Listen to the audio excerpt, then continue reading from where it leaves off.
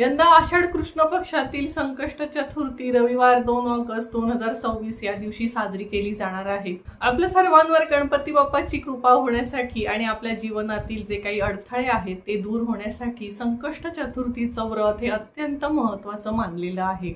संकष्ट चतुर्थीचं व्रत हे नेहमी सूर्योदयापासून सुरू होतं आणि चंद्रदर्शनानंतर ते पूर्ण होतं। यावर्षी जर चंद्रोदयाची वेळ आपण पाहिली तर रात्री 9:37 आहे। या वेळेला चंद्राला अर्घ्य दिल्यानंतरच आपण उपवास सोडू शकता।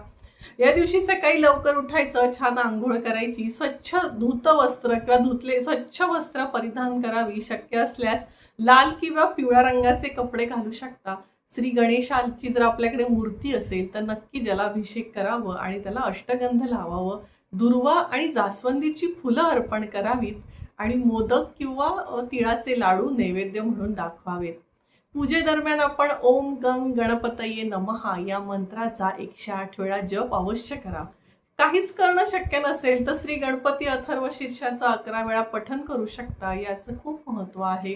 संध्याकाळी हे व्रत पूर्ण करताना संध्याकाळी संकष्ट चतुर्थी व्रताची कथा वाचून चंद्रोदयानंतर श्री गणेशाची आरती करून उपवास सोडू शकता। आणि गणपती बाप्पाला विघ्नहर्ता म्हटलेले आहे, सगळ्या विघ्नांचं हरण करणारा असा हा श्री गणेश आहे। त्याच्यामुळे जर आपण श्रद्धेने उपासना केली तर जीवनातील सगळे अडथळे आहेत, संकट आहेत, जे काही मानसिक ताणतणाव आहेत ते दूर होण्यास मदत होते आणि आपल्या घरामध्ये सुख, शांती, सकारात्मक ऊर्जा निर्माण होते, अशी आत्तापर्यंतची श्रद्धा आणि आत्तापर्यंतचा अनुभव आहे। तर त्याच्यामुळे येत्या 2 ऑगस्टला आपण संकष्ट चतुर्थीचं व्रत श्रद्धेने करा आणि आपल्या सर्वांवर गणरायाची कृपा राहावी हीच प्रार्थना।